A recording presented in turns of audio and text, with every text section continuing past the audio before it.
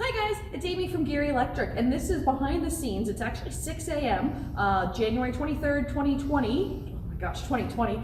And we're getting ready for our Why Modernize, Why Now seminar. So I'm about to unwrap this pedestal. We had this shipped in from Rockwell from one of their events. So just stay tuned while I unwrap this and get this set up.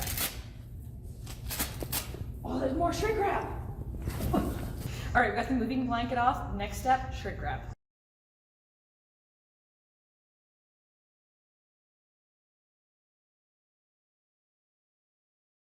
All right, and that's it. Our pedestal's done. Isn't this thing amazing? I am so glad we got this here. Oh, wait. Give me 1 second.